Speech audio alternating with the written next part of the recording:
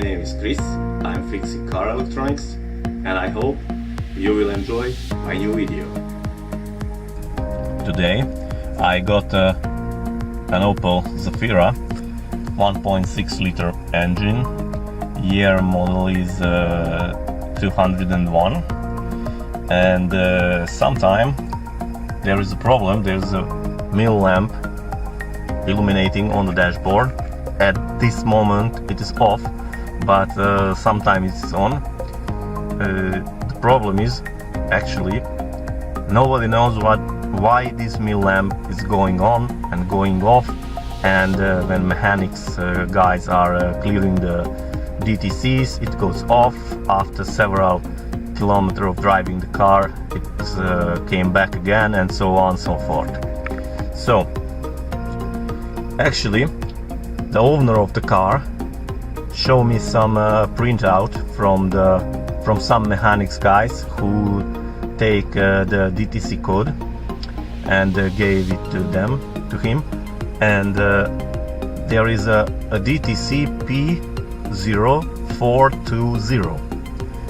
That will mean for me there is some problem maybe with the catalytic system, with the catalytic converter, or with one of the two lambda sonda sensors actually. So let's check out how I do the diagnostics for this kind of problem. As you can see at the moment there is no mill lamp on the dashboard, but that doesn't mean that everything is fine in the ECU or on the car actually. Yeah. So here we are. One of my favorite diagnostic tool is Dialfit tool, the DS150. I know it's not a big deal, but it will serve for the purpose. Okay. So what I do now, I go into the ECU of the car. So, and then I go here down and use this thing, custom data list, and I will set up a custom data list to diagnostic this type of problem. We need several parameters to check and monitoring actually all the time until the engine is running. Yes, and the engines should be warmed up. So let's check out. We need coolant temperature parameter. We need an engine speed. Maybe we can find, yes, here is it, an engine speed parameter. And we need the parameters of the two lambda probes. Let's go, let's show us, where are they? Knocking sensors, here we are.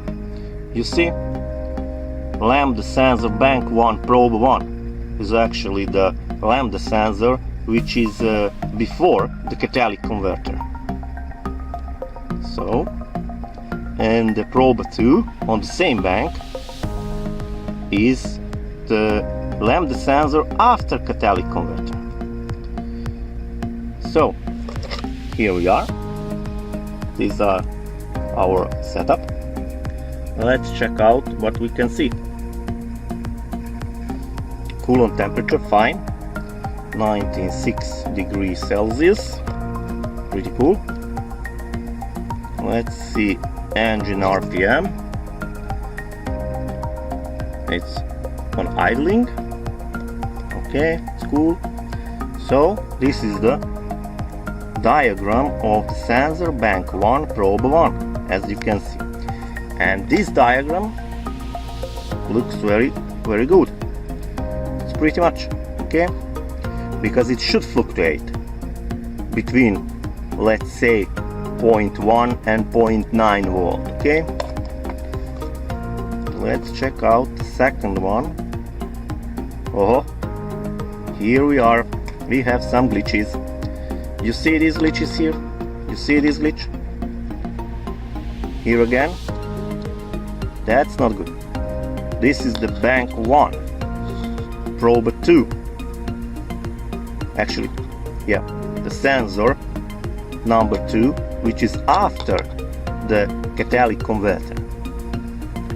So the signal here on this sensor should all the time look like something like this here, okay, without these glitches. These glitches is actually, I hope we can see that, sorry for my small screen, the sensor number 2 will try to mimic the sensor number 1, but take care with the mimic word. The word of mimic doesn't mean it will copy the old sensor signal from the first sensor. It has nothing to do with each other, okay? So let's see when I give a bit higher RPM.